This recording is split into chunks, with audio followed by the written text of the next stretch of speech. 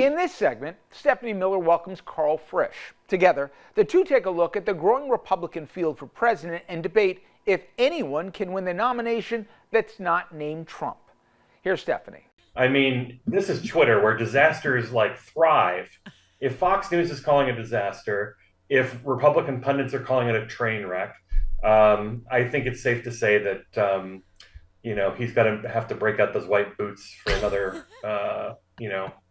another couple weeks. We saved this for you because I like to, I like to experience all the magic with you first. Here, give me 20. This is Elon. Oh boy. Some of the failure to launch yesterday. There's 382,000 people on. All right, great. So let's see. So we just keep crashing, huh? Yeah, look, we've got just a massive number of people online, so it's service restraining somewhat. Oh boy. Oh God, as an audio professional, Carl, that was Painful. deathly painful for Chris and Travis and I. Yes. Especially when it's an audio-only program. Yeah. No my video God. component at all. Ron thought it went well. Yeah. I know there's so many people who want to ask questions, and we should do it again. I mean, I think it was fun. I think this is great, and we'll make sure that that we come back and do it again. This is a great platform. I mean, I would like to see other platforms going in the same direction, but Yes. A healthy democratic society needs the robust debate. So I just want to thank everybody for listening in. That's real good what you did, Ron. Tell us about the rabbits again. Heck of a job, Ronnie. Yeah. Wow. I mean, wow. And we were saying, Tim, what was this? In campaign life, when a website goes down, it's not a good thing. I know people point at it and say, "Oh, it's a demonstration of all this traffic." Right. Oh, it's so but popular. If you're running a multi-billion-dollar company and you can't withstand traffic, there's a problem. Yeah. Yeah. We were saying Tim Scott, I think all three of his microphones didn't work. I'm just saying, Carl, if you are a believing person, I believe God, she does not want a Republican to be president. This is Tim Scott yesterday. Or IT is far more liberal than anyone's expected. That is an explanation right there. I don't know about that. All right, the consolation prize for second worst campaign launch, Tim Scott. Yeah. Here's what we're seeing. The radical left is quaking in their boots. Oh, yeah. Because when an African-American conservative yes. who believes in the future of this nation stands up to be counted, they push back. That's a good sign. We're on the right message. Yes. Quaking. That's how I describe it, right? Quaking in our white boots. Yeah. Lots of people have challenged Trump. I don't think anybody yet has announced that he has anything to worry about. And I think that's the only nice message He's the only nice message he's sent in years. Congratulations, Tim Scott. Good luck. I was like, oh, it's almost like that was it's almost like he's not at all threatened because he knows that Tim Scott is just a token and they're a deeply racist party. Hi. Anyway, Carl, this is also apparently we were talking about the controversy out here. I believe Tim Scott went to our Sisters of Perpetual Virginity. Did he go to Our Lady of Perpetual Virginity? Maybe we don't. He doesn't like to answer questions about that. It's a coincidence that both senators from South Carolina are confirmed bachelors. Right. So this is what Ted Cruz. This is a Newsmax asking Ted Cruz about Tim Scott. About Tim Scott's personal. Okay, yes. This is great. And I'm glad for Tim's voice. I think he's a very important voice in the Senate, and I'm sure he will add a lot to this race. Yeah, so amazing life story, personal story, but we don't know a lot about his personal life. And at some point, those questions will be asked as we make our way closer to especially August, the debate stage in Milwaukee. You have a comment on that? Oh, look, I'm sure that there will be nasty political attacks between the different candidates in the primary. That we can expect. We've already seen some of that. And it's a rough and tumble business. That's how it operates. Yeah, somebody insults your wife, and you just got to suck it up because you're a giant. See.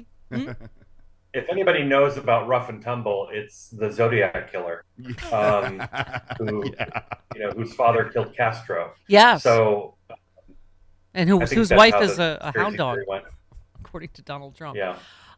Okay, I have one last one. You'll get this, Carl. Chris will not. Who said until a drag queen walks into a school and beats 8 kids to death with a copy of To Kill a Mockingbird, I think you're focusing on the wrong. Who said that? Me? Yes. Oh, Snagglepuss. No, that was Wanda Sykes. But isn't that hilarious and also just completely accurate? Yes, accurate in what this election should be about, right? The fact that one white supremacist complains about Amanda Gorman's book and they take it out of a school, insane. Well, I think schools would be wise to listen to their librarians who are trained to pick literature and books that are age appropriate for their readers. I think that's what they're trained and that's what they're there for. Yeah. The Florida parent behind the ban of Amanda Gorman's poetry book has ties to the Proud Boys and the ultra-conservative Moms for Liberty. So the Bob Graham Education Center restricted access to The Hill We Climb, the poem. She obviously read at Biden's inauguration.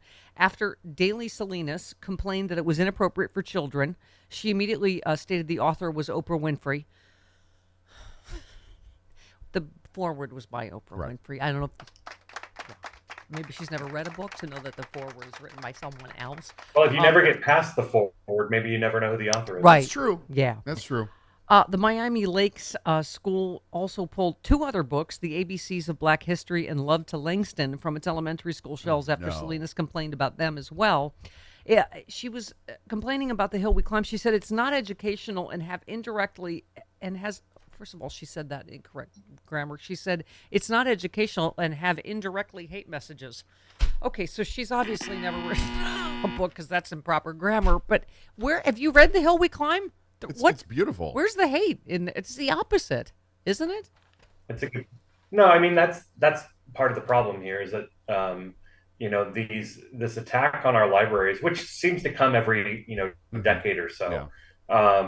People don't want other people deciding what books are allowed in the library. We have trained professionals who know how to select this stuff. If parents want to have a hand in that, they certainly can. In our system, they can see what books their kids are checking out of the library. Yeah. But this attack on 1,600 books and counting have been banned in school libraries across the country. I'm proud that in our school system we haven't banned any. Yeah. Carl, the number I've heard on television several times, it's a total of 11 parents that have resulted in all the book bans across the country. This woman who got the Amanda Gorman book banned, her social media accounts suggest she supports extremists. Earlier this year, she shared a Facebook post called "The Protocols of the Learned Elders of Zion" that featured anti-Semitic tropes because, of course, it did. I mean, right. We were talking. I don't know if you heard the first segment. We were also talking about Target. To some degree, backing down, moving their pride displays to the back of the store or whatever because of violent threats. And I just feel like this whole period of history we're in is about backing down to bullies or not. Or the majority of us standing up against hate.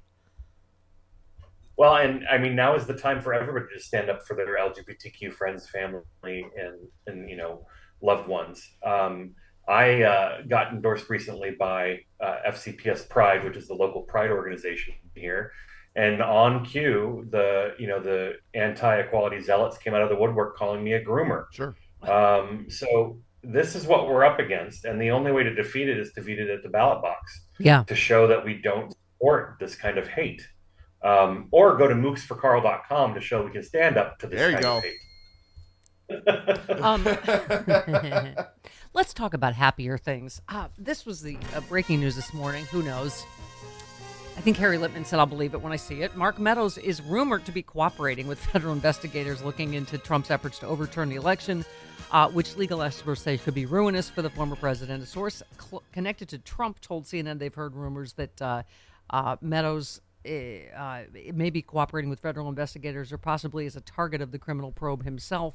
One legal expert said if he's cooperating, it's game over. It's hard to know, right, exactly what's going on right now. Jim Palatore, is that the name that just stepped down? Hard to know whether it's because he's a target, because he's a cooperating witness about obstruction. But it feels like there's a lot of... Go ahead. I think the quote from inside Trump's camp was actually directly, he might be squealing like a dirty rat. Maybe that wasn't exactly what they said, but that's what they meant. And look, there's a lot of moving pieces that are moving very, very quickly right now.